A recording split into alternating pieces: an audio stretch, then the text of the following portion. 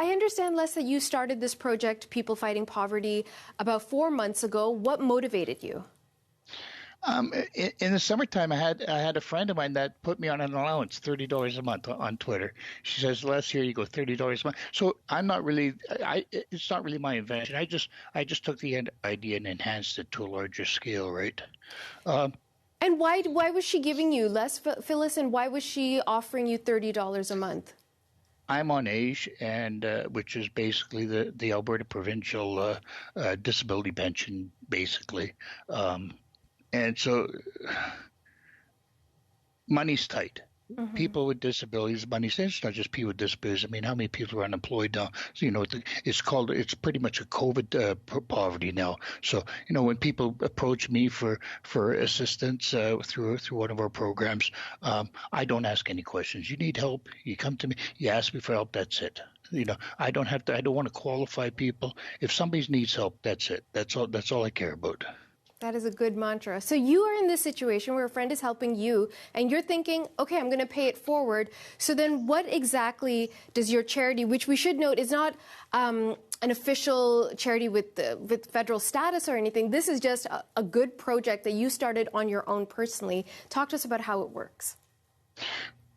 First off, we're a community-based organization. So there's two programs. One is if I hook up somebody in poverty, long-term chronic poverty, and somebody that's willing to sponsor or pledge them $20 or $30 a month. And I try and get them to pledge the $20 or $30 a month in the third week of the month so that the person could go buy a loaf of bread and a jug of milk and a jar of jam just to get them over the hump to the end of the month, right? 3 months. We were operating for 3 months, or I was operating for 3 months. And a woman on Twitter messaged me and says, "Les, thank you." And it brought me to tears. She said, "I want to thank you because now I can give my child a glass of milk."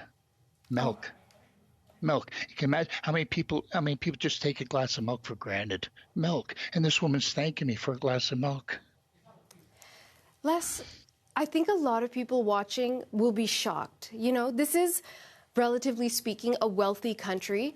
And a lot of people, fortunately for them, will not experience poverty. They will not experience a kind of concern about not having enough food to eat, not enough money for rent. Help us understand, when we're talking about poverty, who are the people that you're working with? Working with or helping? Helping.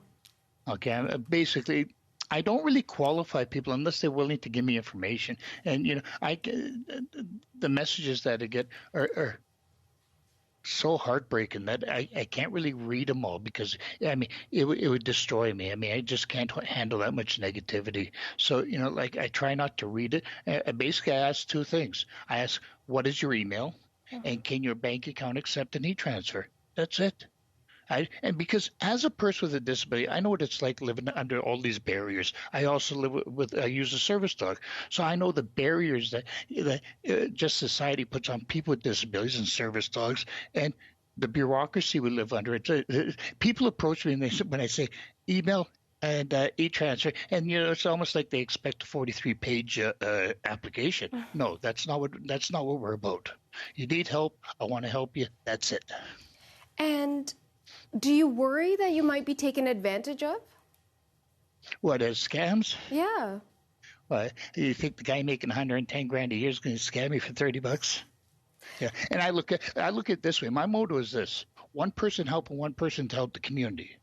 Okay, so while we're giving money to a person in need, that person, I'm a strong believer that if you really want to boost the economy, give money to the people that can't afford to save it. Because the money I get is not going into an offshore account. So give money to the people that can't afford to save it.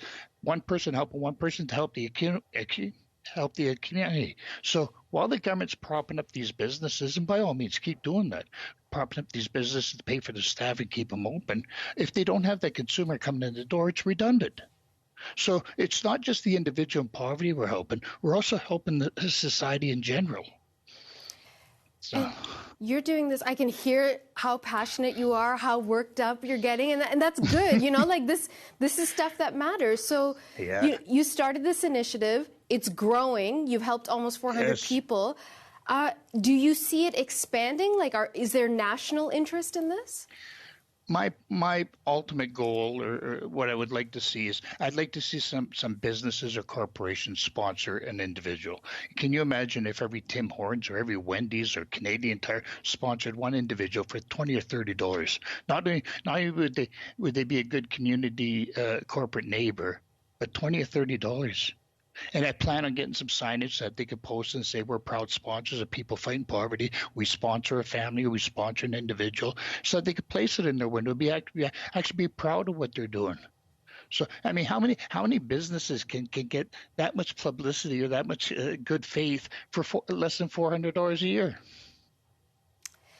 Les, this is a wonderful story of just about trust and kindness and decency, and I wish you the best of luck with this project. Okay.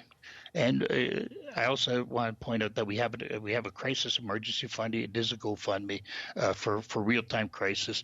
There was a woman, I thought that I was helping her at midnight, was in a very dangerous situation. It was a domestic violence situation, and she messaged me for help. She needed some funds to get out of there for a taxi in a motel, and I thought it was midnight here. She was in Toronto. It was 2 o'clock in the morning. So that's real-time crisis intervention, and that's what our GoFundMe is about. So, and that is not charity. That's a community-based organization. So I really want to thank you for having me. Thank you for your time, and you're doing good work, my friend. Keep it up. Okay. Thank you very much. Les Landry is the founder of People Fighting Poverty, and he's speaking to us from Medicine Hat, Alberta.